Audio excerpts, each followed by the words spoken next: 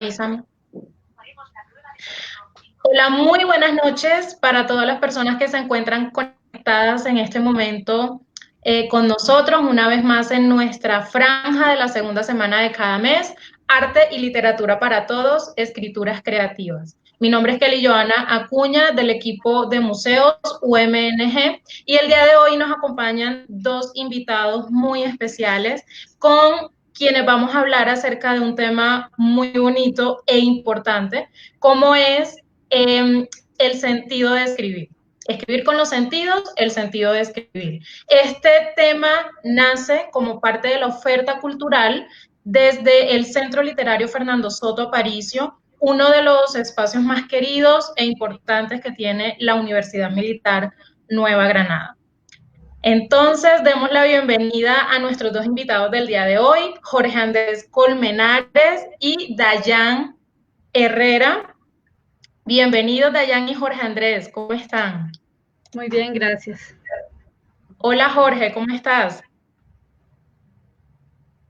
Creo que Jorge tiene un pequeño problema técnico. Mientras Jorge vuelve a conectarse con nosotros, Dayan, de antemano, muchísimas gracias por aceptar nuestra invitación, por compartir todas tus experiencias en el proceso literario que has llevado. No, Y te muchas damos gracias la a ti por bienvenida. invitarnos.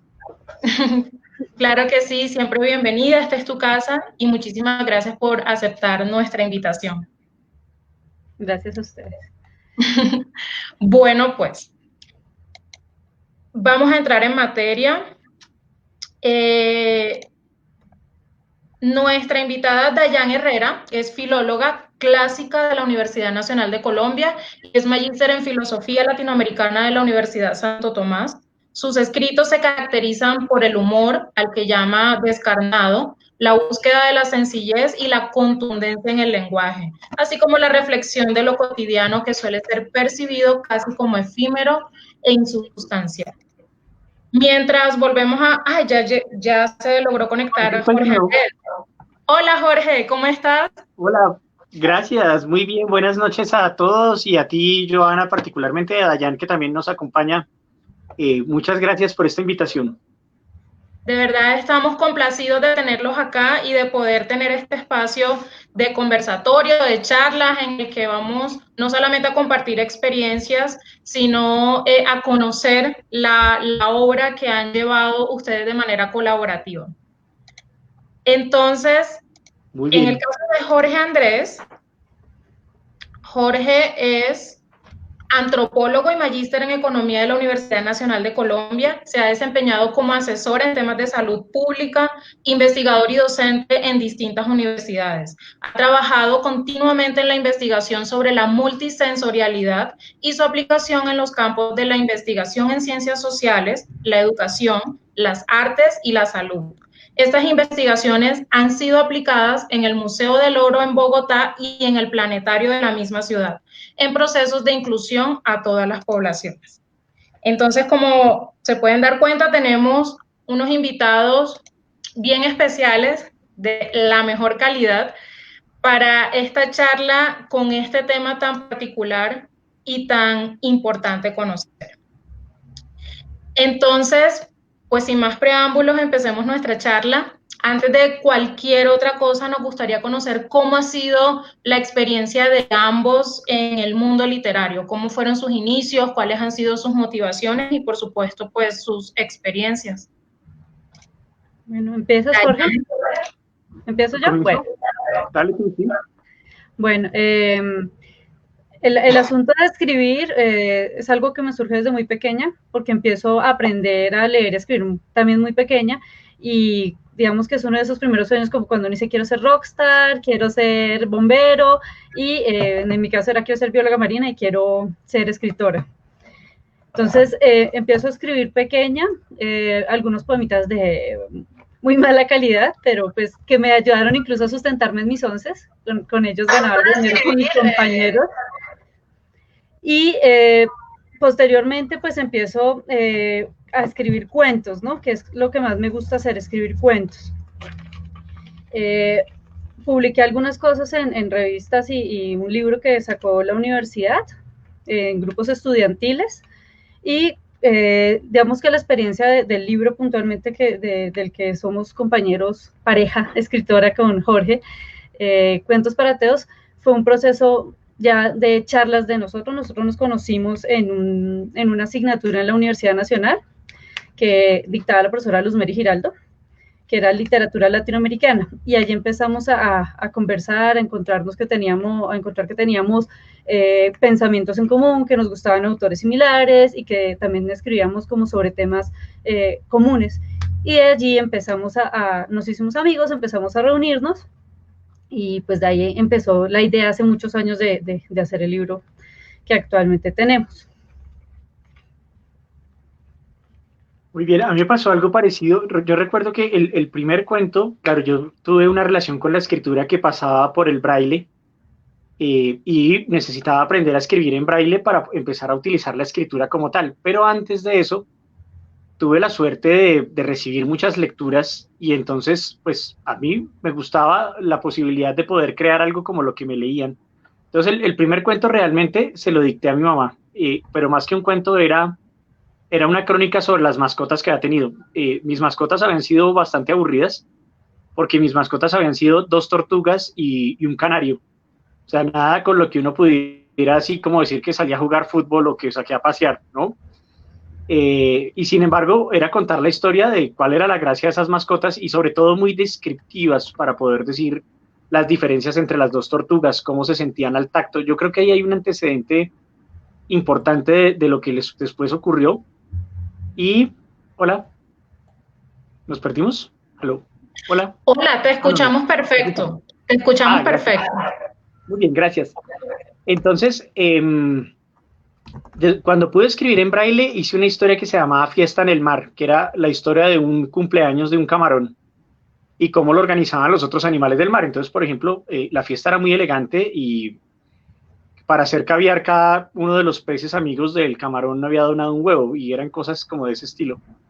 Entonces, ahí empezó como la historia, pero siempre me pareció muy difícil llegar a ser escritor. Yo creo que la posibilidad de pensarse como escritor de verdad es una cosa relativamente reciente, a pesar de escribir muchas cosas, a veces artículos que tienen que ver con investigación, sobre todo con los museos, o el texto de La ciudad jamás contada, que también hablaremos en algún momento. Pero una cosa que yo le agradezco profundamente a Dayan fue como su decisión en hacer que este libro se volviera real. Y gracias a eso, creo que desde noviembre del año pasado, de verdad me siento escritor, y ahora lo puedo escribir, sigamos, sin remordimiento. Muchísimas gracias por compartirnos esa experiencia de sus inicios en este mundo maravilloso de la literatura. Y entonces me surge la inquietud, ¿cuál es el sentido de escribir para ustedes? Dayan. Bueno, para mí el sentido de escribir, como te digo, desde muy pequeña, pues el amor hacia la literatura se dio como algo innato. De hecho, una de las anécdotas, digamos, simpáticas que recuerdo, o más bien de las experiencias simpáticas que recuerdo, es el hecho de nunca haber tenido problema con leer nada de lo que me pusieron en el colegio, incluso haber leído cosas que cuando nos la ponían a leer yo ya las había leído, porque el acercamiento fue amoroso hacia la lectura y hacia la escritura. Entonces, para mí nunca fue, claro, escribía con errores y demás, pero nunca fue traumático ese acercamiento, y el proceso escolar, de hecho, nunca rompió ese romanticismo, ese romance que tenía yo con la escritura y con la lectura. De hecho, una de las cosas que hice cuando hablo puntualmente en el colegio, fue escribir una novela muy regular, que por ahí la tengo guardada, inspirada precisamente en esas lecturas. Entonces, en mi caso, el sentido de escribir es que consideraba que uno siempre tiene algo que contar, y que hay cosas que son dignas de contar. A veces pensamos mucho en esas obras que son súper fantásticas, en unos escenarios épicos y demás, pero pues la cotidianidad también necesita ser contada. Entonces, en mi caso, el sentido de escribir tiene que ver con una necesidad, con algo que viene como muy ligado a mi persona. Es la necesidad tanto de leer constantemente, de estar leyendo nuevas cosas, de sorprenderme constantemente, y de escribir también como ese reto de, esto pudo suceder, puede ser una historia que realmente ocurrió, o esto es algo que me parece interesante comentar, pero el asunto es esas necesidades de expresarlo, de mencionarlo. Entonces, donde la escritura no solamente es la forma en que, digamos, uno saca una cantidad de cosas que tiene dentro de sí, y no hablo de una escritura que sea solo catártica, que a veces lo puede llegar a ser, sino también de esa escritura que uno dice es que hay una cantidad de cosas que uno tiene dentro que no necesariamente son tristes ni demás, pero que hay que sacar. Y dos, el hecho de entretenerse, tanto al escribir como al leer. Entonces, hay algo que yo siempre he afirmado, y es que pues, la literatura existe porque no había televisión en su momento. Entonces, la literatura en principio debe ser eso, un disfrute. Entonces, tanto escribir, con todos los procesos que uno a veces tiene de bloquearse y demás, tanto escribir como leer debe ser eso, debe ser ese sentido de el goce estético, de la diversión, del placer que te puede generar tanto escribir y después decir, uy, esto quedó terrible, o fue chistoso, o bueno, salió algo decente, como también esa posibilidad de leer otros mundos, de crear y de leer otros mundos y otras realidades. Y en el caso de Jorge, ¿cuál es el sentido de escribir? A mí me pasa algo muy parecido, añadiéndole, digamos, la circunstancia particular del uso de ciertos lenguajes para la escritura. Quisiera como mencionarles que Borges, el gran escritor argentino, perdió la vista más o menos a los 50 años, y a mí me sorprendió muchísimo que aunque Borges estudiaba cosas como sajón antiguo o estudiaba árabe, nunca quiso aprender a escribir en braille, y a mí me parece una cosa muy difícil de explicar. Creo que tenía que ver con que tenía personas a las que les podía dictar sus textos. Y entonces, en esa medida, pues, bueno, yo sí aprendí a escribir en braille, y eso convertía la escritura como en algo muy secreto. Cuadernos que estaban llenos de puntos que nadie leía, solamente yo. Y solamente muchos años después, como diría Cien de Soledad, me encontré con el computador, y en el computador empecé a tener la posibilidad de transmitirle lo que escribía a alguien, que creo que fue como un avance muy significativo. Y esas primeras transmisiones pues eran textos que estaban pensados para actividades concretas. Entonces, por ejemplo, alguna vez hice un evento sobre mujeres y discapacidad, entonces era una recopilación de historias de mujeres con discapacidad. El mismo texto de La ciudad jamás contada tiene esa lógica, de algo que es una vivencia bastante particular, pero que se puede contar a un público que le puede resultar interesante para pensar la ciudad. Y esa fue como la primera razón, el primer sentido de escritura. Pero aún así, escribía mucho más que eso, y siempre como con la pregunta de qué hacer con lo que se escribe. Hay cosas que uno puede releer escritas por uno mismo, por el propio gusto de leerlas, porque le significan recuerdos, le significan reflexiones que pueden ser útiles en un momento de la vida. Pero creo que es muy importante tener presente que la escritura pues tiene que salir de uno y tiene que tener público, publicarse, tener una rotación en un ambiente social. Y eso pues, es lo que ha pasado con este libro, que tiene una intencionalidad para hacer pensar en un sentido determinado. Y creo que pues escribir tiene razón de ser cuando uno puede darle un sentido a sus palabras, ya con el sentido de conservación, de memoria, de denuncia, de crítica, de sátira, de comedia, de diversión. Pero pues uno no se puede hacer loco porque al final lo que escribe apunta a algo y a causar un determinado efecto. Así es.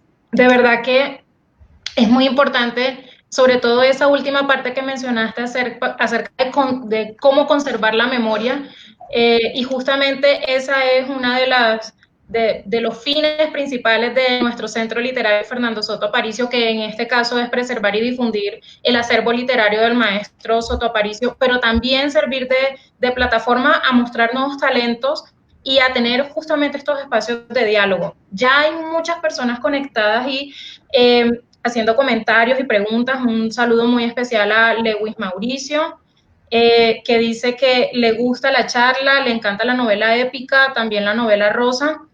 Ada de Chávez nos pregunta, ¿cómo motivar a los jóvenes a escribir y que sea correctamente?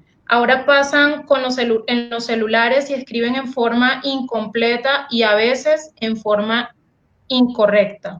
¿Qué podemos responder a Ada en cuanto a cómo se puede motivar a los jóvenes a escribir en estos tiempos?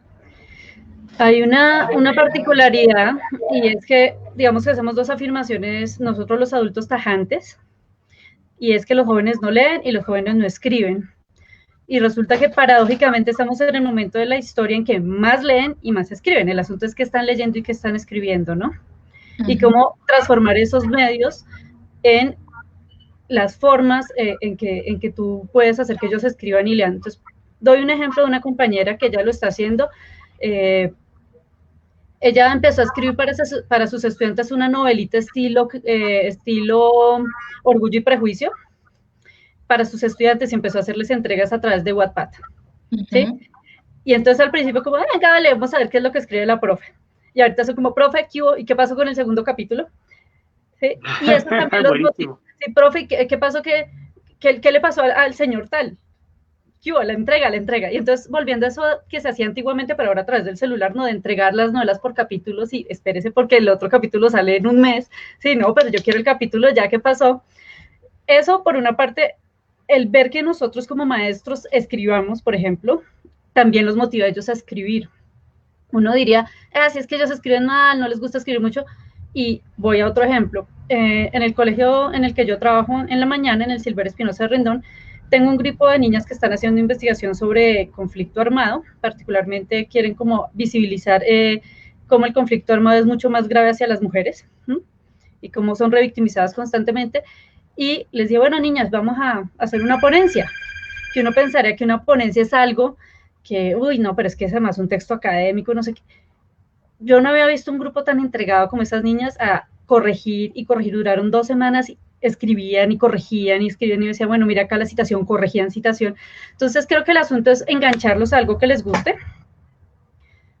y también mostrarles textos escritos por otros niños. Por ejemplo, con esto del concurso que sale de cuento, uno mira chicos de 8, 5, 10, 15 años, 16 años que uno dice, escriben muy bien.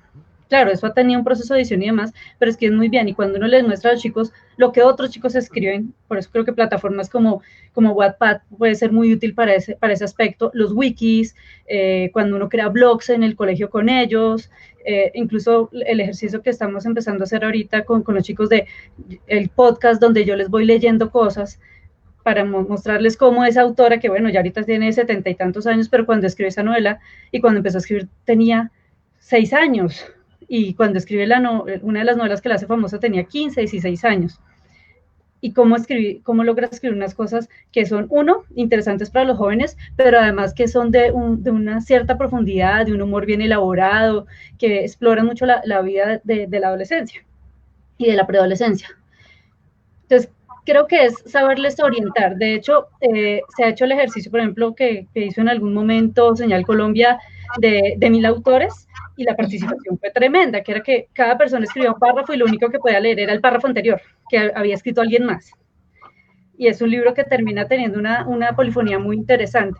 Entonces, creo que es posible cuando uno les empieza a mostrar que ellos sí tienen algo que contar, que eso es como el principio de la escritura, todos tenemos algo que contar, así no sea nuestra historia, puede ser la historia de otros.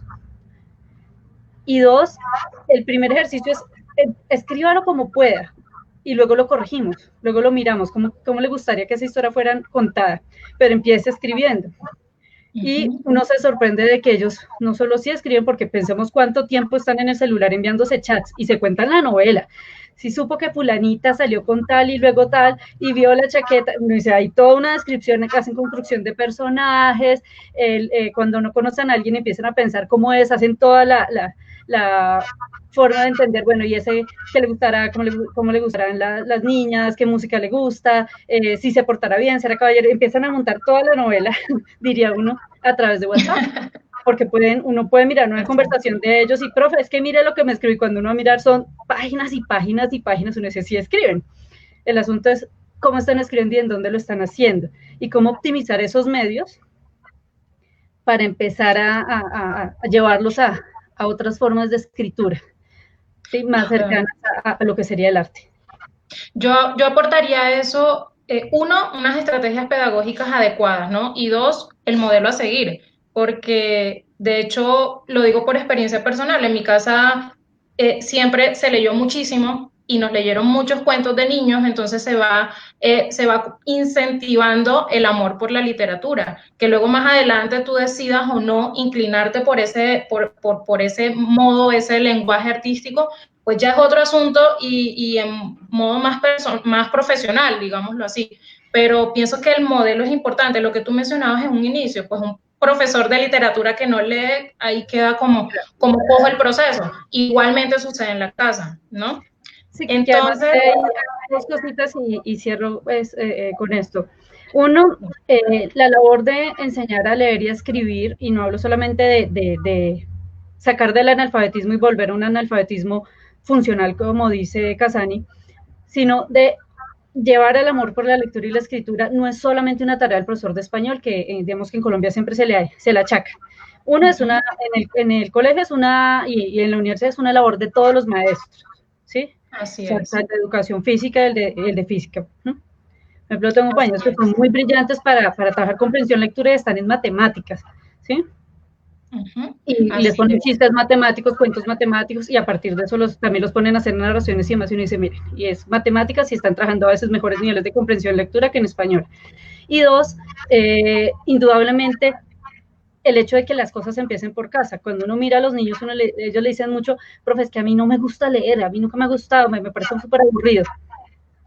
Pero hay otros que aman leer y uno dice, ¿y tú cuándo empezaste a leer? No, pues antes de entrar al colegio, y eso también lo pone uno a pensar, cómo es que al llegar al colegio, que debería ser donde ellos se emocionen por leer, terminan cogiéndole fastidio. Okay. Entonces, claro, un buen ejemplo en casa ayuda, pero también un buen proceso en el colegio, pues mejora las posibilidades. Así es. Por eso hablábamos de unas buenas estrategias pedagógicas. Ahora voy a hacer un salto de tema y es referente a un proyecto que tienen en común ustedes, Jorge Andrés y Dayan, y es el libro Cuentos para Ateos. Me gustaría que es un proyecto muy bonito en el que convergen narrativas diferentes, pero que tienen puntos de encuentro, ¿no? El humor está entre esos puntos de encuentro en ese proyecto literario. Y no sé si Jorge Andrés nos quiere compartir un poco cómo fue ese inicio del proceso de trabajo colaborativo entre ambos para el proyecto Cuentos para Ateos. Claro que sí, pues como ya con todo allá, nosotros nos conocimos en una materia que veíamos como electiva, no era una materia que correspondiera a nuestras carreras como tal, sino que era pues parte de los complementos que nos ofrecía la facultad.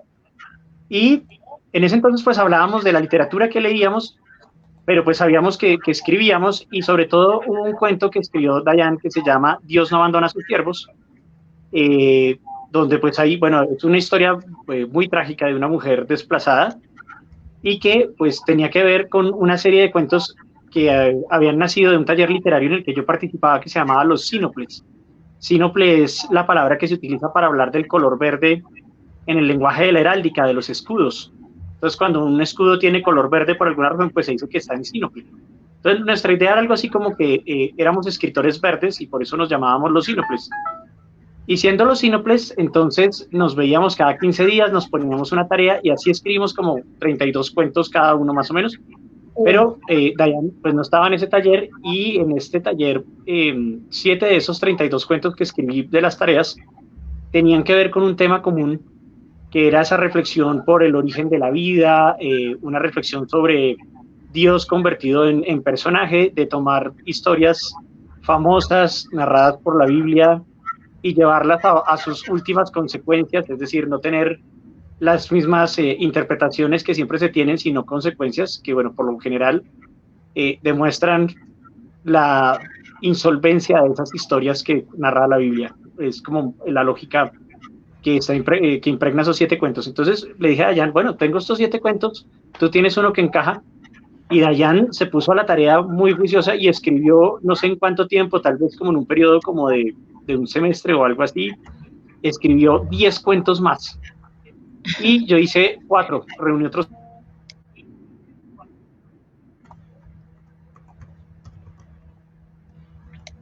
Creo que Jorge nuevamente tiene problemas técnicos. Dayan, quizás nos puedes complementar mientras Jorge se vuelve a conectar. Sí, entonces cuando yo le leí a Jorge ese cuento que se titula Dios no abandona a sus siervos, ¿cierto? Él dijo, no, nosotros tenemos que hacer un libro que se llame Cuentos para Ateos.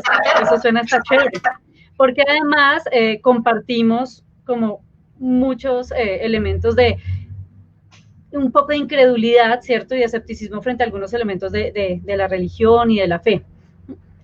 Y pues en algún momento dijimos, bueno, pongámonoslo a hacer y decidimos pues construirlo. Él tenía, como te contó, ya unos cuentos.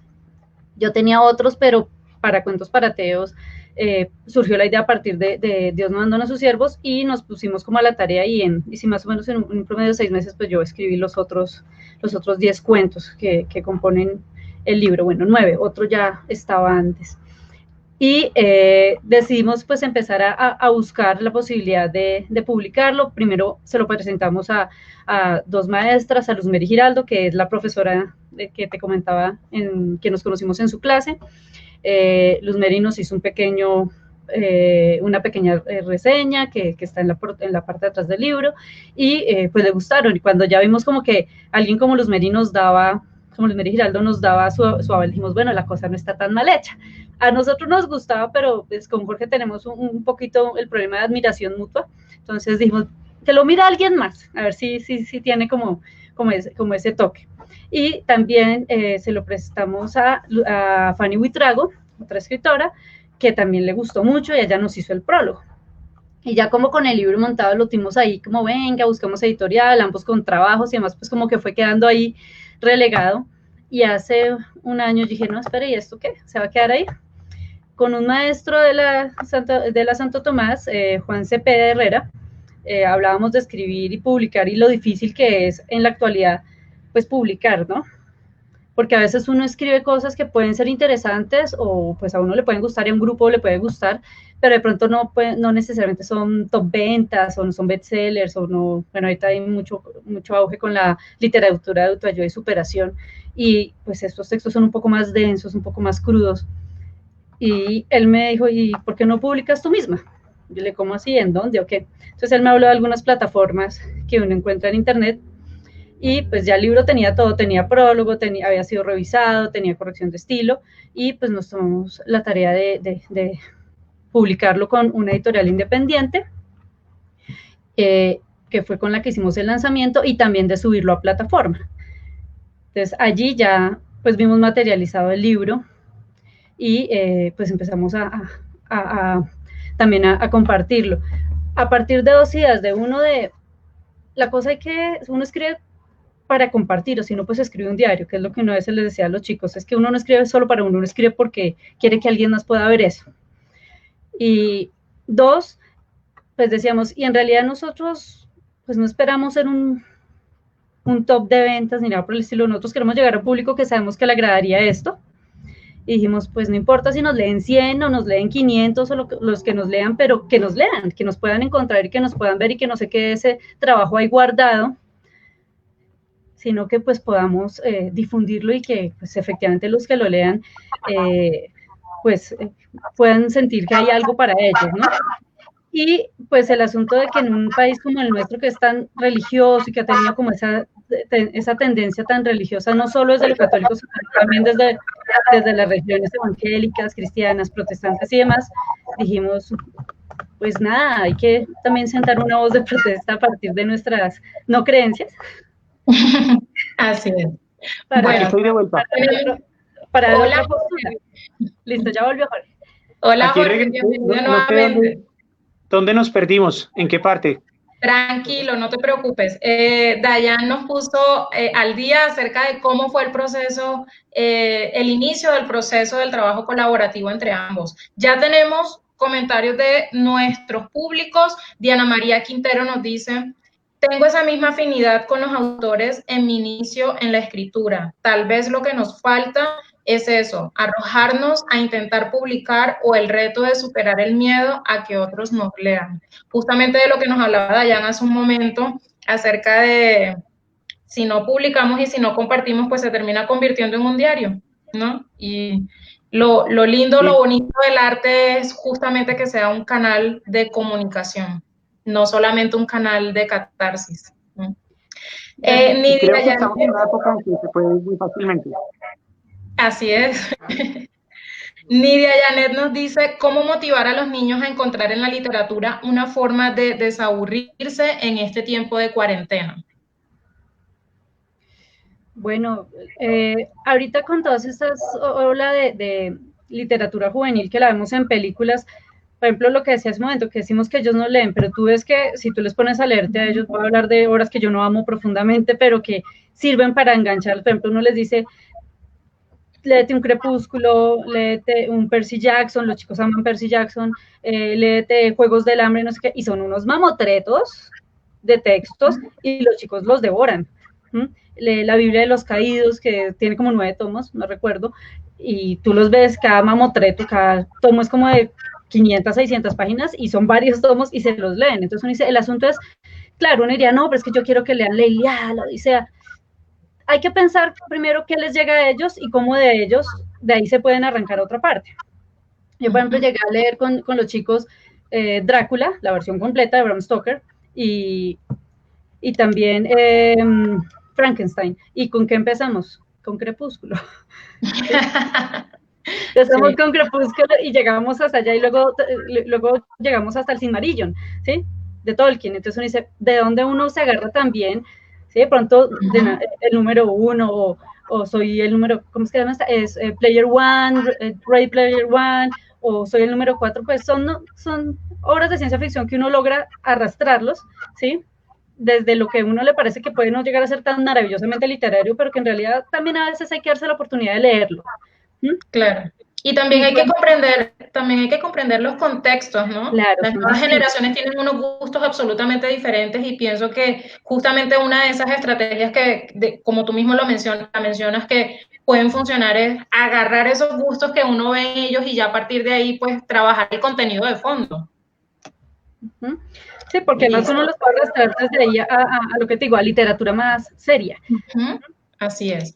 Bueno, Jorge Andrés, en el año 2008, fuiste seleccionado por el periódico El Tiempo, acá en Bogotá, como uno de los participantes del proyecto La Ciudad Jamás Contada, donde, bueno, ahí publicaste el relato titulado Ojos que no ven. Entonces, no sé si nos quieres contar un poco sobre este proyecto, cómo nace esta idea y cómo fue tu experiencia al respecto de ese proyecto. Sí, pues el periódico El Tiempo organizó este concurso 2 años, en el 2007 y en el 2008, y consistía en que personas que vivían en Bogotá proponían historias de cómo vivían la ciudad. Mucha gente se presentaba a estos concursos, alrededor de unas 300 personas, y, o más, bueno, no sé, 1000 personas, algo así. El caso es que varios autores reconocidos de Colombia eran contratados por El Tiempo, tenían que hacer como la selección de esas historias, cada uno tenía que quedarse con una, entonces eran 10 historias seleccionadas y se convertían en algo así como una especie de director de tesis del texto.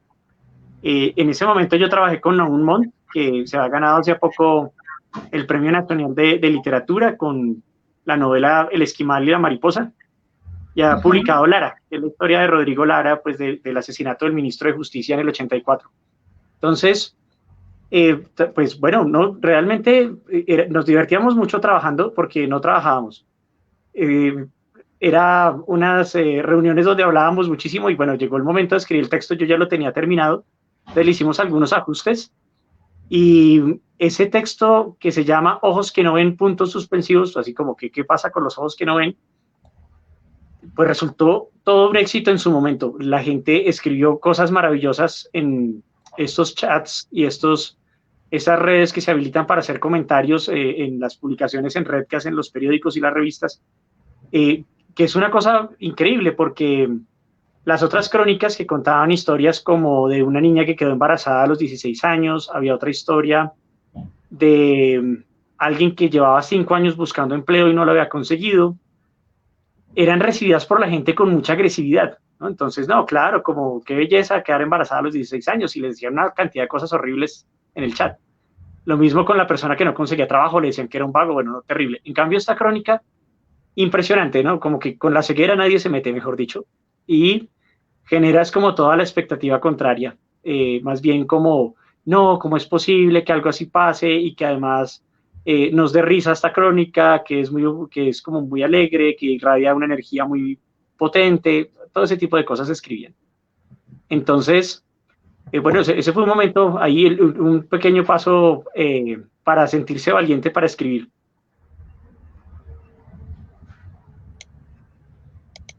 Y en el caso de Dayam, ha publicado varios de sus cuentos en revistas como Metal UN, AEI Foros, ambas revistas de la Universidad Nacional, y en el libro El pie, el charco y la hoja. ¿Cuál es tu fortaleza y los retos que has tenido que enfrentar para publicar tus cuentos, tu fortaleza literaria?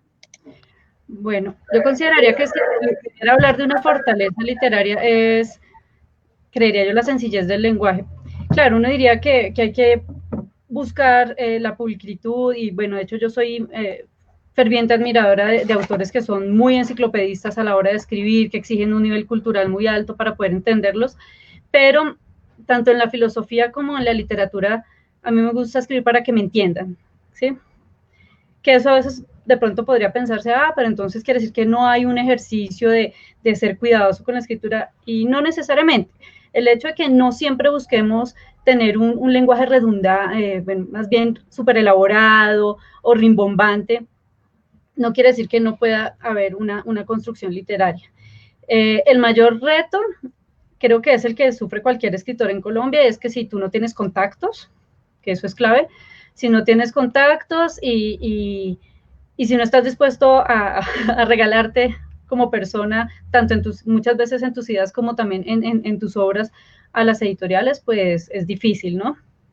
De hecho, yo ejercí un tiempo antes de graduarme en la universidad como agente literaria, sí, como representante literaria del escritor Luis Darío Bernal Pinilla, y miraba que efectivamente el mundo de las editoriales sigue siendo una cosa muy densa, por eso es que ahora hay este boom nuevo, ¿cierto? De lo que llamamos la impresión por demanda, ¿sí? Las editoriales de impresión por demanda, que aparte de todo son ecológicas, y no se queda uno como con esa angustia de es que si no vendo 1000 ejemplares, si no vendo 300 ejemplares, o me toca a mí como autor pagar tantos millones y asegurarle a la editorial que se venda eso, no me quedé con un montón de libros guardados si no tengo tantos amigos como para vendérselos a mis amigos, ¿sí? O después de todas formas haber tenido un proceso de trabajo muy juicioso en la escritura, ganar cualquier miseria por el libro, si bien uno no es que pretenda volverse rico escribiendo, sí es cierto que uno espera por lo menos tener un reconocimiento de lo que hace, así sea un público pequeño y que eso sea valorado. Entonces, cuando se habla con las editoriales y te dicen, listo, me asegura mínimo tanto de ventas y tendrá un 8, un 10%, uno dice, uy, claro, uno entiende que es que el negocio implica muchas cosas. Pero además para que uno como escritor diga, bueno, me fui a tomar un tinto, me tomé un café con lo que escribí, pues es difícil. Yo creo que ese es un reto de todo el campo del arte y de la cultura en general, ¿no? Exactamente. Entonces, es el reto. Y uno entiende que, claro, que quien gestiona las grandes editoriales, las editoriales independientes y demás, pues quienes gestionan también tienen que poner una cantidad de recursos y también se dan muchas veces a pérdidas con las librerías.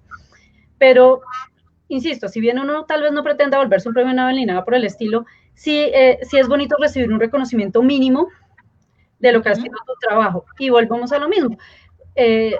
Que tal vez ya no es el momento de los grandes bestsellers, aunque los hay, y muy, muy bien por todos los que lo logran, sino también de pensar que uno puede también tener un público, así sea un público pequeño, así como el cantante independiente, como la música electrónica que tiene determinadas elaboraciones, que igual puede llegar a millones de personas, pero como ese tipo de expresiones culturales que no van a buscar ser masivas, ¿sí? Pero sí van a tener un público en el que van a ser bien recibidos, y creo que así uno diga, bueno, no sé, vendí 100 libros, ¿sí? En el lanzamiento y con los cercanos y con gente que le llamó la idea, vendí 100 libros, sí, pero hay 100 personas que quisieron leerme.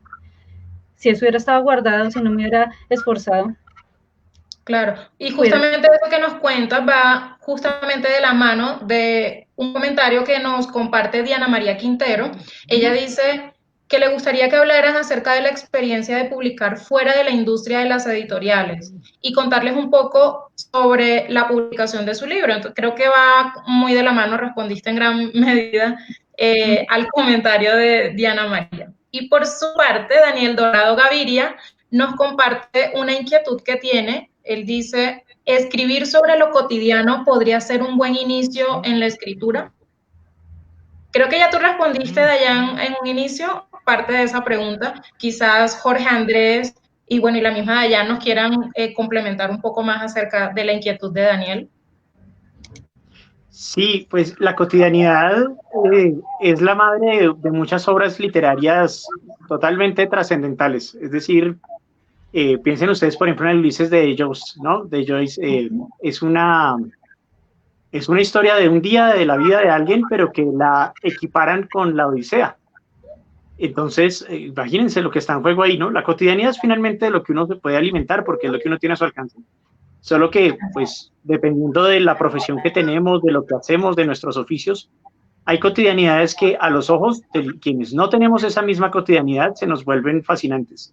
El relato de La ciudad jamás contada, el de Ojos que no ven, es justamente el relato de un día de mi vida de aquella época, ¿no? Una época en que yo trabajaba en la Universidad Pedagógica, tenía que ir a Ciudad Bolívar y en Ciudad Bolívar tenía que caminar y tenía que vérmelas con los perros que salían de cada casa. Y todo eso resulta muy interesante cuando una persona pues no conoce, digamos, la realidad de una persona ciega. Para mí el texto no tenía mucha gracia porque era lo que yo vivía todos los días, no tenía nada de raro. Pero cuando lo leo con los años y resulta que no hago las mismas cosas que hacía en el 2007 y en el 2008, pues entonces descubro que el texto, claro, con razón tenía ese impacto sobre las personas, porque definitivamente se revela un universo que, aunque es completamente cotidiano, implica los buses, las busetas, la bajada en las calles, el ladrón que lo puede atracar a uno frente al cementerio central, todo eso muy cotidiano, pues está con la variable fundamental de ser vivido por una persona ciega. Interesante experiencia. Y justamente, hablando de ese tipo de experiencias, me gustaría que habláramos un poco acerca de las percepciones. Esta pregunta la quiero hacer para ambos, pero me gustaría que Jorge Andrés iniciara. Jorge Andrés, ¿se puede? ¿Me ibas a decir algo? Perdóname. Sí, pues iba a empezar a contestar, pero no, dale, complétala. Si ¿quieres añadir algo más? Sí, claro, te quiero hacer la pregunta. ¿Se puede escribir usando diferentes sentidos? Sí, pero es un reto gigantesco porque nuestro lenguaje tiene mucho vocabulario para hablar de la vista y del oído, pero nos cuesta mucho más trabajo escribir sobre el olfato, el gusto, el tacto y con la muy mala noticia que no son solamente los 5 sentidos que propuso Aristóteles, sino que tenemos más sentidos como por ejemplo el vestibular, el sentido espacial, el sentido temporal, el sentido cinético que tiene que ver con la fuerza, el senestésico con el movimiento, la sinestesia cuando se presenta por razones neurológicas o porque es una figura literaria de la poesía. Todo eso es un reto grande y tenemos ejemplos memorables como el caso de la novela de Sushkin del perfume con el olfato, pero eso es eso es una cosa rara, ¿no? No es fácil que se hable mucho del olfato, ni siquiera del tacto, que es un sentido con el que todos tenemos que ver en muchísima medida, pero que precisamente no tiene lenguaje. Nosotros podemos usar, no sé, piensen cuántas palabras tenemos para nombrar cada color por separado y combinaciones de colores. Cuántas palabras tenemos para utilizar referencias a los sonidos. Entonces uno puede decir, había un sonido metálico, pero eso, la lucha para hablar del olfato o del gusto es mucho más fuerte. Y en eso uno puede educarse leyendo reseñas, por ejemplo, de críticas de gastronomía. O se puede uno educar leyendo a los perfumistas, que son un gremio muy exótico y muy cerrado, pero que pues ellos son justamente los que han tenido que construir un lenguaje para poder hablar de su mercancía y de su tema. Y con los otros sentidos, la ruta está completamente por desarrollarse, ¿no? Llegar a hablar del equilibrio, llegar a hablar del sentido cinético o del sentido electromagnético, que los humanos lo tenemos muy poco desarrollado, pero lo tenemos en alguna medida, pero es más un privilegio de palomas, tiburones y mantarrayas. Pero existe el sentido electromagnético, ¿no? Y opera en alguna medida. Entonces, por supuesto que se puede, y yo creo que es una beta, así como en el lenguaje de la minería, para que la literatura tenga un campo de expansión. Y justamente en ese mismo sentido de lo que estás diciendo, yo creo que los seres humanos nos autolimitamos muchísimo, ¿no? Nos autolimitamos en capacidades y en conceptos. Mira todo lo que nos está mencionando Jorge Andrés, que muy probablemente se deja de lado, se omite, se evade, se olvida, se ignora y evadimos o omitimos ese universo de posibilidades que tenemos y nos limitamos a muy poquitas posibilidades de expresarnos justamente. Y te quiero preguntar, Jorge Andrés, ¿cómo es ese proceso creador de literatura, de escritura, en una persona que ha vivido toda su vida en condición de discapacidad visual, como en tu caso? ¿Cómo has llevado ese proceso creativo y ese proceso literario? ¿Qué herramientas usas o cómo fue tu exploración de nuevas posibilidades justamente para expresarte y de poder, justamente lo que tú acabas de mencionar, escribir con los sentidos? Hay cosas muy interesantes. Cuando escribía en braille, uno de los problemas del braille es que uno escribe, pero no puede leer simultáneamente mientras escribe lo que está leyendo. O sea, a uno le toca quitar la regleta y el punzón con el que está escribiendo y darle la vuelta a la página para leer lo que está por el otro lado, si quiere leer cómo le está quedando el texto. Entonces, escribir en braille implicaba una alta concentración, pero aparte de eso, cometer muchos errores. La relación con el computador, donde uno oye lo que escribe, pero además, como es un programa lector, cuando uno omite una coma o pone una tilde mal puesta, se nota muchísimo, porque el programa en su lectura, que hace del párrafo entero, pues comete el error de pausado que uno cometió al poner la coma en el lugar donde no era. Entonces, es una herramienta muy potente. Le permite a uno corregir, ajustar y oír cómo se oye lo que uno escribe. Y creo que eso es una ventaja muy, muy significativa, yo creo, para poder dejar la literatura muy pulida en términos de redacción. Por lo general me toca pedir ayuda para que algunos ojos miren el texto y le ajusten cosas como el centrado de los títulos, el tamaño de las márgenes, de pronto palabras que están pegadas con espacios. No falta que uno sepa que vaca se escribe con V, con la V pequeña, pero que haya escrito, haya pulsado la B larga, y como suena exactamente igual, entonces no se da cuenta que tiene ese error ahí, que no haya puesto una H, y como la palabra suena, la H pues no se lee por el programa, entonces, a no ser que uno lo ponga que deletree, pero pues eso es agotador y eso es insostenible a largo plazo. Entonces, uno puede haber no puesto una H y alguien pues la ve y la pone, digamos, ¿no? Es una ayuda externa. Pero en términos del ritmo que se le puede trazar a la página, al texto, al párrafo, del ordenamiento de las pausas, de los efectos de alargamiento o de presión por una palabra determinada, el uso de los signos de admiración, ese tipo de cosas, pues es maravilloso porque uno oye una lectura, valga la redundancia, una lectura oral en el texto. Y eso permite ajustar muy bien. Iván Peñaranda nos hace una pregunta acerca de dónde podemos encontrar o dónde pueden encontrar la publicación que hicieron de manera conjunta, el libro, Cuentos para Ateos. El libro lo pueden encontrar en la plataforma Autores Editores. En búsqueda pueden poner Cuentos para Ateos y se puede comprar online. Eso tiene un montón de medios de pagos ahí. Y les llega como a los 15 días en físico. Y ahorita estábamos haciendo el proceso para subirlo a Amazon, pero pues toca arreglar unas cosas de lo de regalías que digamos que Amazon para Colombia tiene algunas complicaciones con esa parte, porque la idea también era pues que el libro quedara en digital precisamente por lo que hablábamos hace un momento.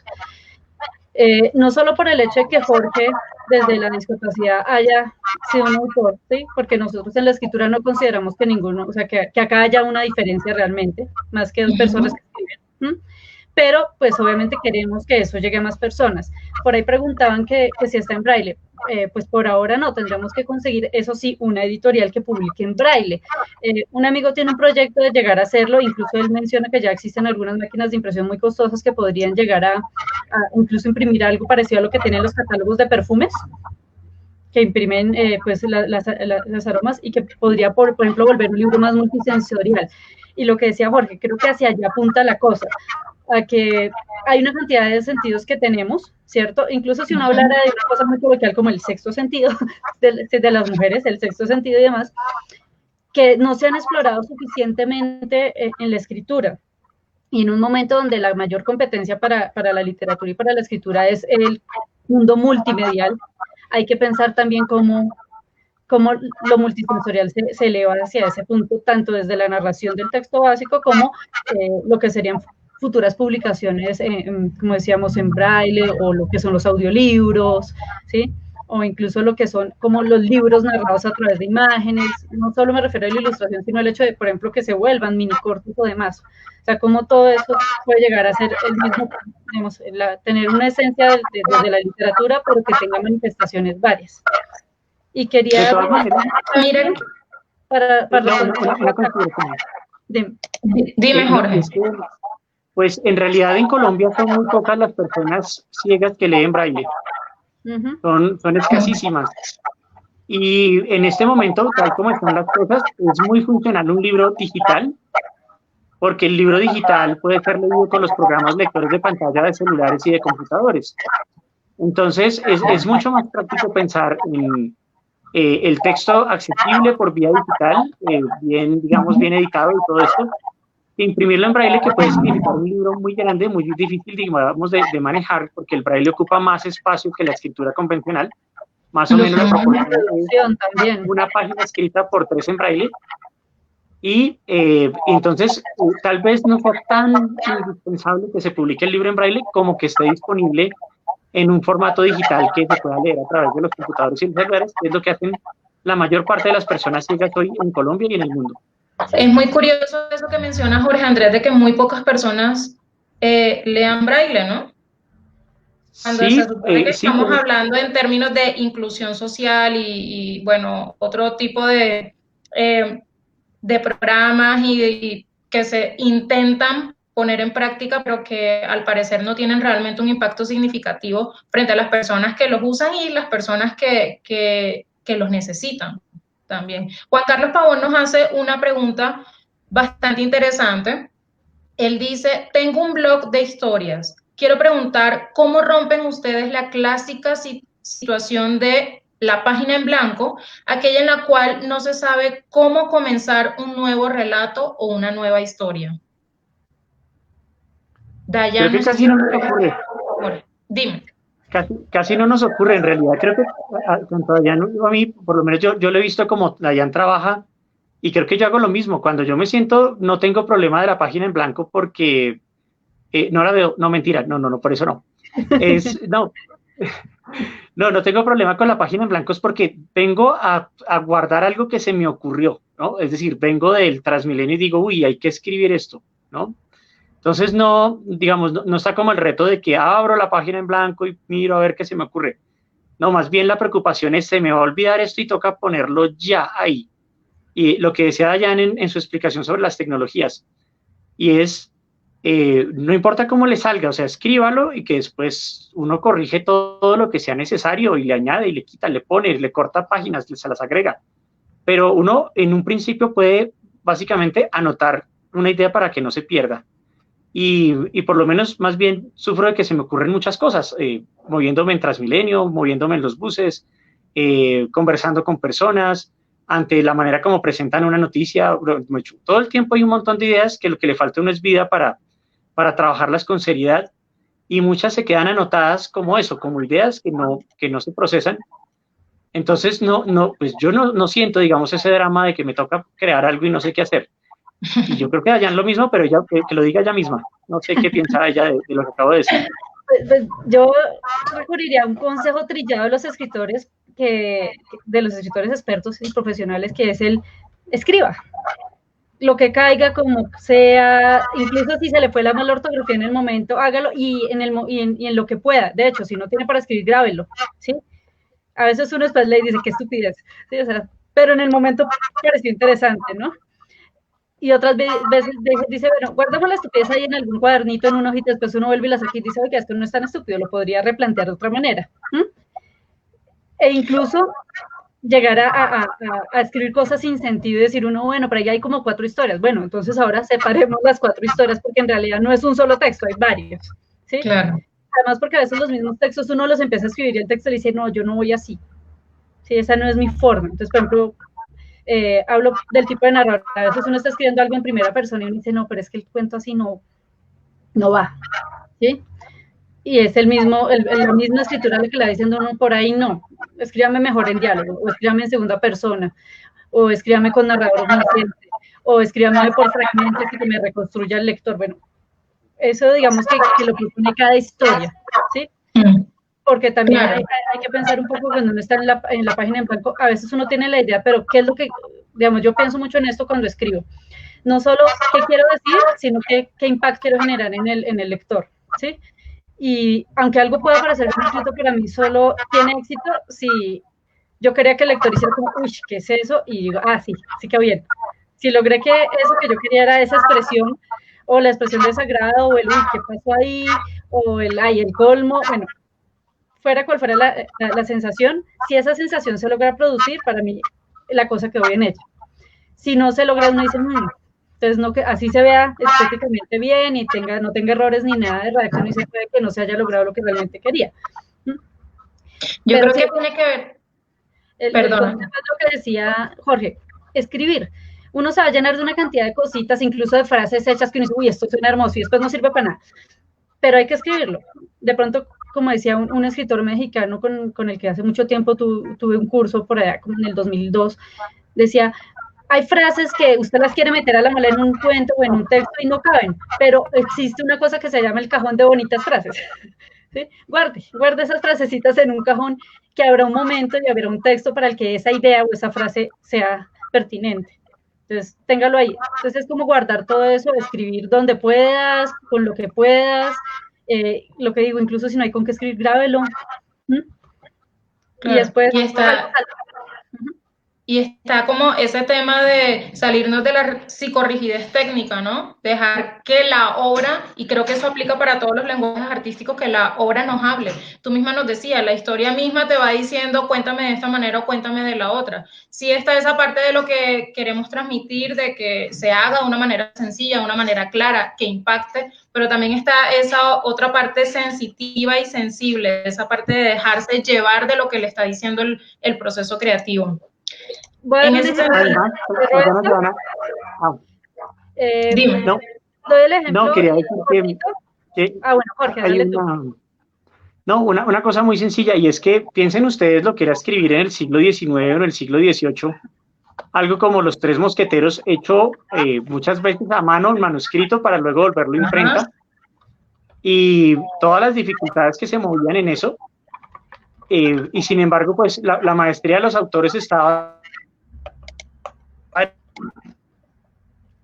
en como optían. Hoy en día nosotros tenemos unas ventajas enormes porque trabajar con el computador, uno toma la última página y la pone de primera, selecciona el párrafo y lo corre, quita la frase completa, la suprime, es decir, la ventaja es enorme respecto a los escritores del siglo XIX o XVIII o en principios del XX. Sí, las máquinas de escribir. Sí, como la máquina de escribir, o sea, que se equivocaban y tocaba tirar la hoja entera o tachar, ¿no? Eso nos permite imprimir los textos como uno quiere que queden. Entonces, tenemos todo para hacer una literatura muy efectiva, de muy buena calidad. Y ahí iba a dar el ejemplo. Yo no sé si han escuchado de pronto hablar, Jorge seguramente, Jorge sí, pero pues digamos que es un autor medianamente desconocido. Mi autor favorito colombiano es Germán Espinosa, ¿sí? Él comenta La Tejera de Coronas, que es su gran obra.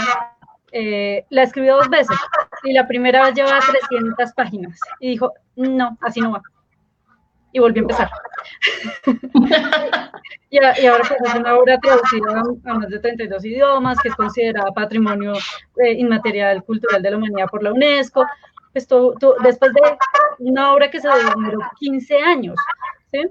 Por tanto fue escribiendo otras cosas, y la obra es su obra culmen. de alguna manera. Pero es eso, es también, es también no perder el miedo a decir, ah, ya llevo 5 páginas, pero no sirve.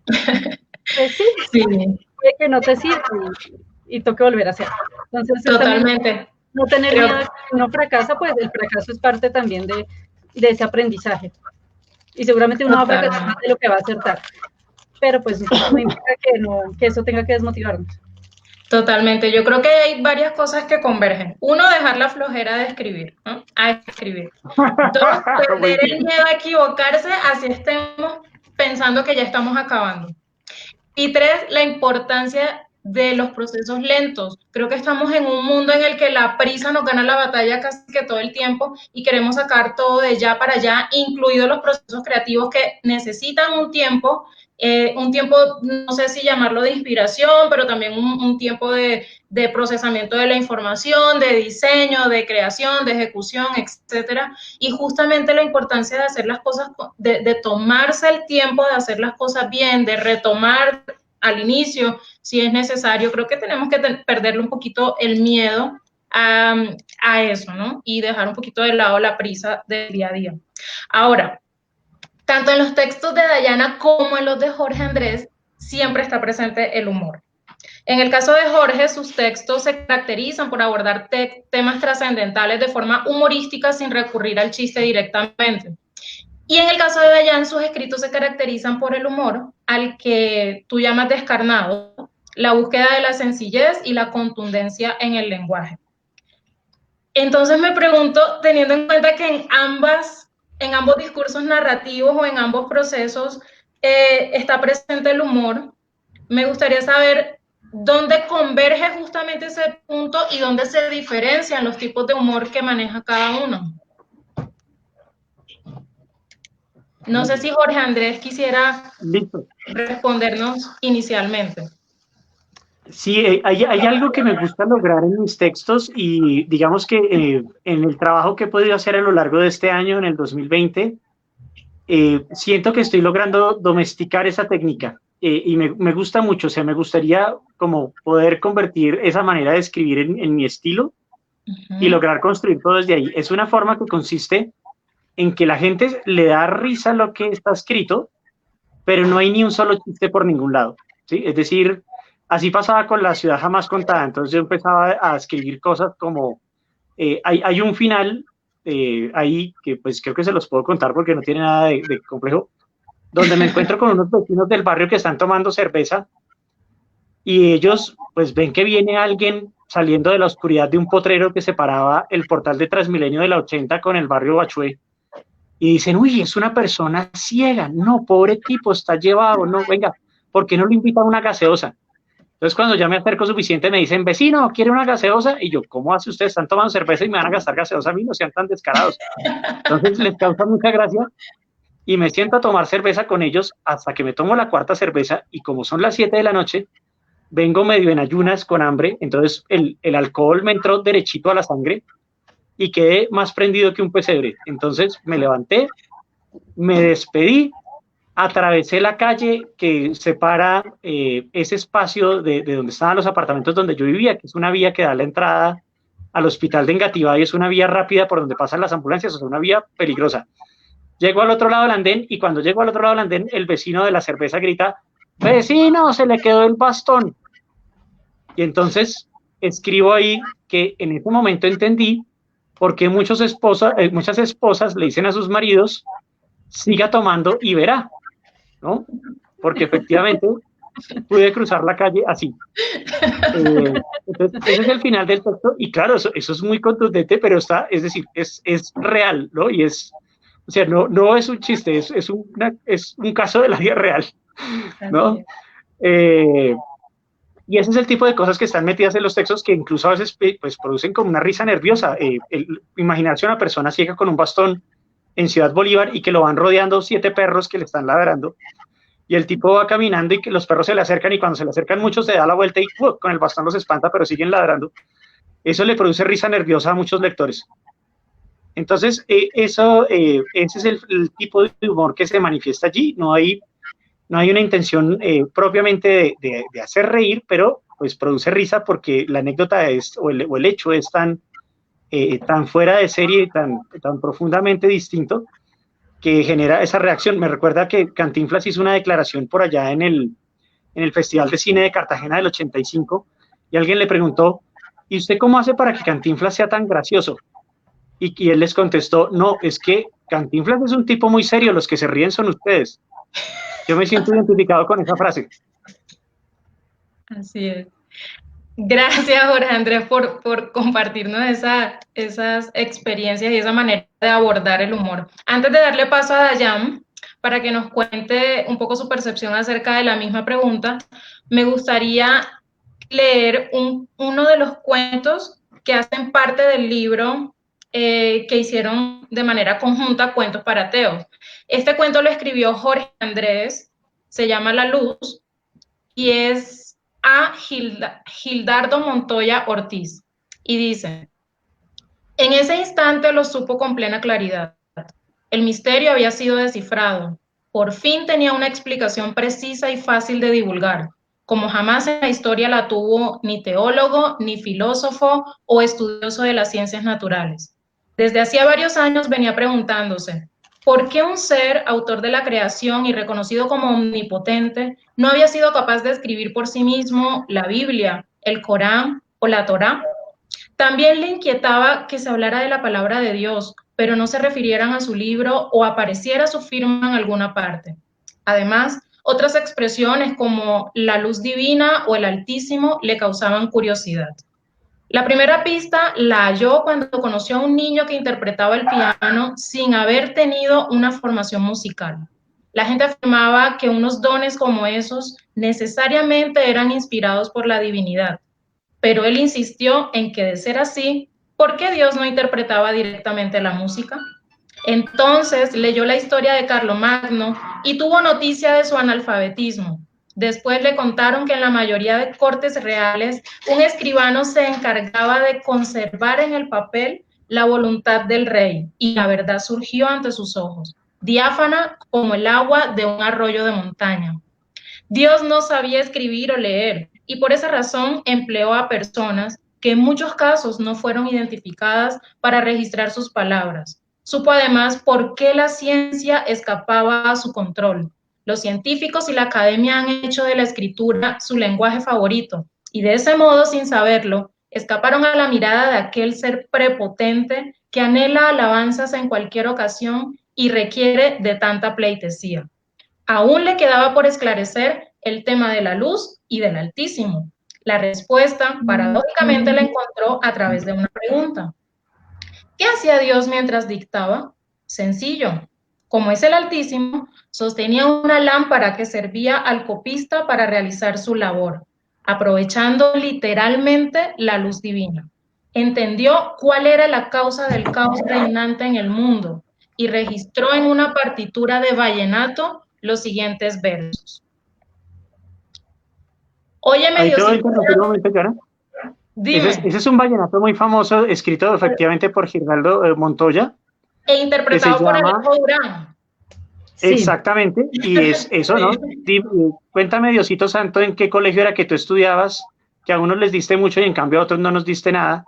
Tú que de aritmética nada sabías, ¿no? Eso es, pues, digamos, para hacer un resumen de la canción, que la pueden buscar y la pueden oír, y que además hemos tenido la fortuna que el cuento lo lea Joana con acento caribeño, porque con eso nos pone en contexto. Sí.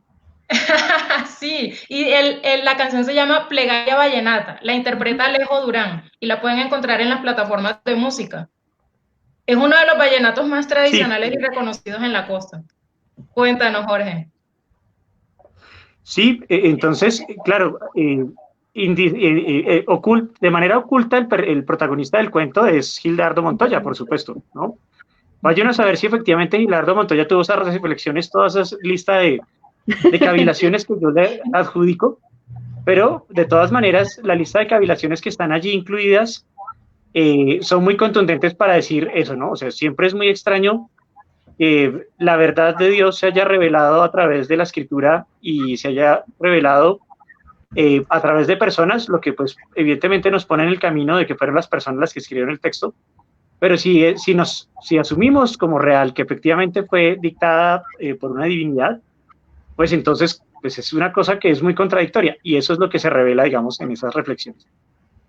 Claro, y lo chévere es como ese hilo conductor que ustedes logran entre el cuento con una temática, digamos, fuerte, por así decirlo, para algunas personas que tienen sus creencias muy arraigadas frente al folclore, frente a la tradición musical del Caribe colombiano en este caso. Entonces generar como ese hilo conductor entre una cosa y otra genera como un equilibrio bastante interesante en el cuento en general, ¿no? Y además atrapa más a la gente.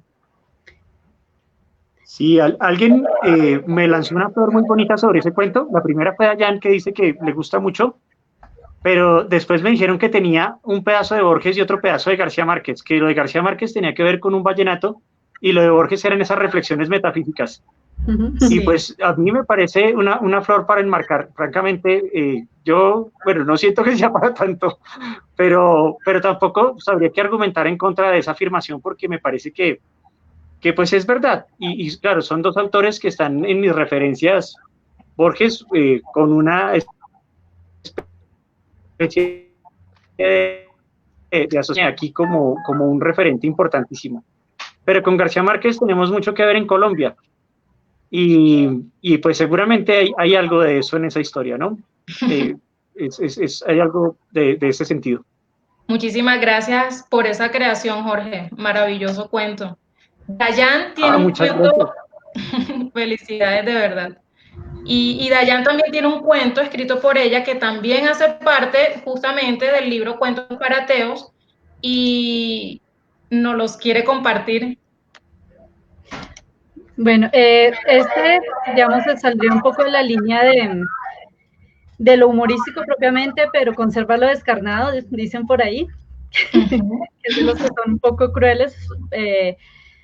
Y pues respondiendo un poco a la pregunta que me hacías hace un momento, lo del humor descarnado, tiene que ver con ese humor que te hace reír un poco, pero te sientes culpable, porque eso no debería generarte risa. Entonces, es un poco también lo que se llamaba antiguamente o anteriormente humor negro, ¿no? También que satiriza un poco cosas que se consideran muy serias, pero acaso pueden llegar a ser miradas, digamos, en lo que yo escribo, pueden llegar a ser miradas como banales o como ridículas o a veces poco racionales, ¿no? Entonces, a eso es a lo que yo me refiero con ese humor descarnado, que tiene que ver mucho con el chiste cruel, ¿no? Que acá puede no ser expresado directamente como un chiste, pero que la situación en sí misma, el absurdo puede llegar a generarte esa risa, pero lo que te digo, sentirte culpable porque eso no debería darte risa, que es un poco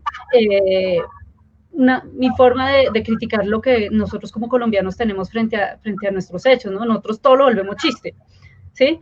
Entonces hubo una masacre y le sacan el chiste, hubo un abuso y le sacan el chiste, hubo una catástrofe ambiente porque se derrumbó una montaña o algo. Siempre hay una forma como de, en las peores situaciones y frente a las cosas más absurdas y más crueles, sacarle el chiste, volverlo humorístico. Entonces es un poco como recurriendo a eso que es muy propio del colombiano, pero también con la intención de decir, mire, esto que parece tan gracioso no debería serlo. Entonces ahí viene un poco esa línea. El cuento que voy a leer lo leo por elección de Jorge y se titula Fe, curiosamente. Voy a hacer unas pausas porque el cuento está narrado en 3 voces. Ok. Entonces, para que, digamos, cuando uno lo lee, normalmente pues no hay dificultad, pero pues obviamente en la lectura leído por una sola persona, sí se ve eso. 13 de agosto. Señor Dios, durante los últimos 35 años he cumplido tus mandamientos al pie de la letra. He orado y amado a mi prójimo. Y a pesar de todo, hasta hoy no he recibido ninguna respuesta. Todo este tiempo solo he deseado que me demuestres que realmente estás ahí, así como lo hiciste con tus profetas amados, Noel y Moisés. Sé que no soy tan virtuoso como ellos, pero ¿acaso no soy también digno de tu presencia? ¿Acaso no merezco que te manifiestes ante mí? Bien, esta es la última oportunidad que te doy. Tú me has llevado a esto. Hoy mataré a mi hijo como prueba de mi fe, y solo tú puedes impedirlo. Ya he preparado todo. No hay forma de que nadie excepto tú pueda descubrirme, y lo más importante, detenerme. Bien sabes que ese niño es la razón de mi vida, más aún después de que decidiste llevarte a su madre en el parto. En este momento, a pesar del intenso dolor que se apoderaba de mí, no te reclamé. Asumí que ese era el precio que debía pagar por tener a Lucas conmigo, el precio por desear con tanto fervor tener un hijo. Quedas avisado. Quedas avisado entonces. Hoy a las 4 de la tarde mataré lo que más he amado sobre la tierra después de ti. Solo por amor a ti. Solo por verte. Si mi niño muere, su sangre estará en tus manos y no en las mías. Deténme si es lo que deseas o carga con la sangre inocente de un niño por tu eternidad. Siempre tuyo, Julián. Mi padre ha dicho que hoy haremos algo muy especial, que hoy veremos a Dios, pues él le ha puesto una cita a la que el Señor no podrá faltar. Es muy emocionante ver a Dios. Me pregunto si nos dejará ver a mi madre. Mi papá dice que ella está con él. Tal vez la traiga. Me gustaría muchísimo verla, abrazarla y decirle que aunque nunca la haya conocido, la amo mucho. Por si acaso, me he vestido con el traje que suelo llevar a la iglesia. Seguro que a Dios le gustará, pues mi padre pagó mucho dinero por él y dice que solo lo use para visitar a Dios en su casa. La verdad, a mí no me gusta ir a la iglesia, pues casi siempre me aburro muchísimo. Toda esa gente que se para y se siente, vuelven y se paran, y como que me parece tonto, aunque es divertido como el padre los domina como si fuera un ejército, algo así como quien juega Simón dice. Además, las canciones que cantan son muy lentas y aburridas, y aparte todos cantan muy desafinadamente. Casi siempre me duermo. Además, nunca va Dios, entonces no sé cómo es que lo visitamos. Mi papá asegura que Dios está allí, pero invisible. Eso me parece como raro. Lo chévere de tener un poder como la invisibilidad es hacer cosas y que todos se asusten, pero no puedan verte. Y Dios nunca hace nada. Ver a Dios debe ser lo máximo, algo así como ver un tiranosaurio, pero como 10 veces más grande. Llegas a la remota y abandonada bodega tomando a tu hijo de la mano. Él tiene una hermosa y enorme sonrisa dibujada en el rostro. Tú tienes una expresión inexpugnable. Sin embargo, yo sé que tu mente está turbada. Lo haces acostar sobre la mesa desvencijada que está en el centro del lugar. Te acuestas a tu lado y le pides que cierre los ojos, que tú avisarás cuando Dios aparezca. Él, como es un niño obediente, un pequeño de 7 años que cree que no hay nadie mejor en el mundo que su padre, ese hombre que con sus abrazos y frases dulces hace escapar despavorido al miedo, lo hace sin poner la más mínima objeción. Bajas con suavidad bajas con suavidad de la mesa. Tomas una cuerda y atas sus manos y pies a esta. Lucas no comprende por qué lo haces, porque haces algo así, y abre los ojos un poco asustado, pero tú le aseguras que es parte del proceso, que se esté quietico, que si algo sale mal, Dios no vendrá. El pequeño sonríe y cierra nuevamente los ojos. Besa su frente y una lágrima tibia cae en su mejilla. Lucas pregunta por qué lloras. Le respondes que de felicidad. Despegas el puñal del que guardaste bajo la mesa. Lo apuntas con ambas manos hacia su pecho. Miras el rostro. ¿Sabes, imbécil? Si tienes el seso en su lugar, debes desatar a ese niño. ¿Acaso puede haber algo más hermoso que ese rostro? ¿Algo que valga más que esa sonrisa? Detén tu mano, no lo hagas. Ahora ha abierto los ojos, esos enormes ojos miel, que te miran fijamente con la expresión de sorpresa más ingenua que jamás hayas visto. Tus manos se abalanzan sobre su pecho y el filoso puñal atraviesa la tierna carne y el frágil hueso. La sangre cubre su cuerpo, la vida se extingue. Dios no aparece, ¿o sí? ¿Lo ves? Todo lo que te dijo aquel hombre toma sentido. La fe vana en algo que solo está en tu mente, la necesidad de obrar por ti mismo y no esperar que de la no existencia te vengan las respuestas, la necesidad de apegarte a lo que tienes y puedes tocar, pero ahora ya no vendrá, porque no es nada, es solo un concepto. Pero Lucas era real, y por tu estúpida fe lo hemos perdido. La sangre está en nuestras manos, la sangre que siempre quisimos derramar, la sangre del que se llevó a nuestra esposa, pero también la sangre que nos mantuvo con vida, la sangre que nos amó, la que tu Dios, nuestro Dios, permitió que tomaras en su nombre. Pobre Abraham, no podremos jamás redimirnos y la sangre de Lucas estará siempre en nuestras manos.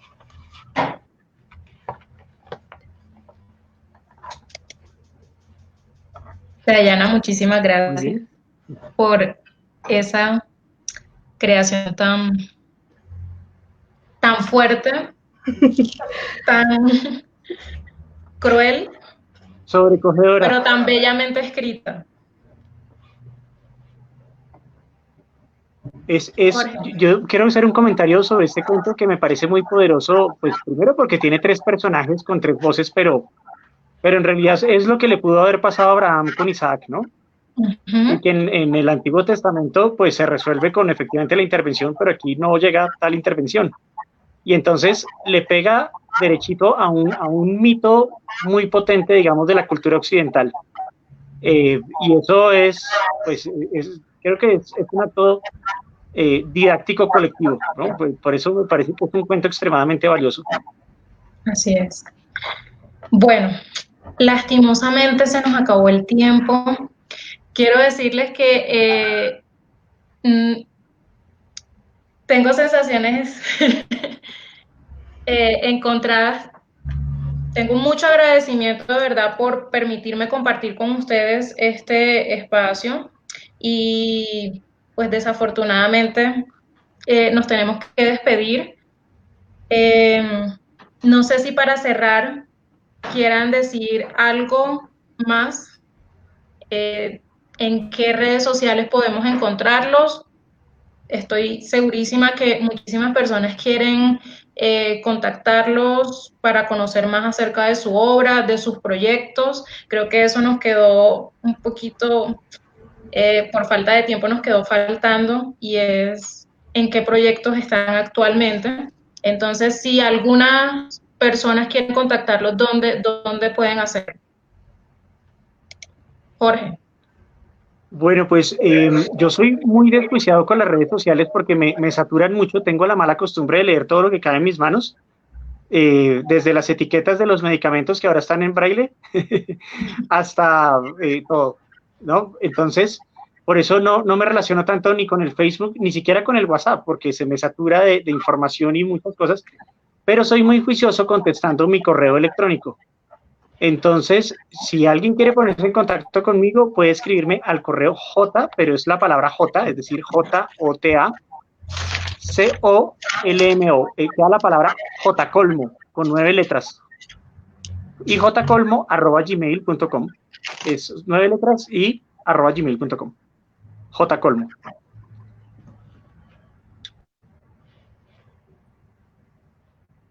Dayan.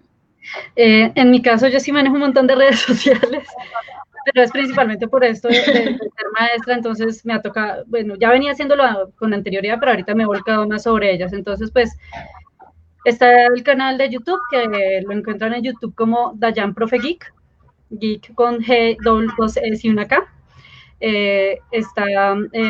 Me consiguen como Dayan Herrera B, @Dayan Herrera B en Twitter, aunque ese no lo miro tanto, miro más el de @investigacer, que es el que monté para los chicos. En Facebook me encuentran como Dayan Herrera, DayanH.b. Tengo página y pues está mi perfil, y como dice Jorgito Infalible, sí, el correo, que es Dayan Herrera B de burrito @gmail.com. Ahí ese sí lo respondo muy juiciosamente. Y pues ahorita estamos con una amiga en un proyecto de podcast que vamos que podrán después encontrar en Spreaker y en Anchor, y bueno, en otras plataformas, que se titula Lecturas Dialogadas, Galletas y Café, y pues vamos a hacer algunas, así tal cual, unas lecturas dialogadas de diferentes autores, de diferentes géneros, y pues ahí también nos pueden como encontrar. Muchísimas gracias. De los proyectos, pues estamos nuevamente, Jorge tiene un proyecto que quiero que les comente así brevemente ahorita, que tiene que ver con todo esto de lo sensorial. Y en mi caso, pues estoy en 2 pequeños proyectos.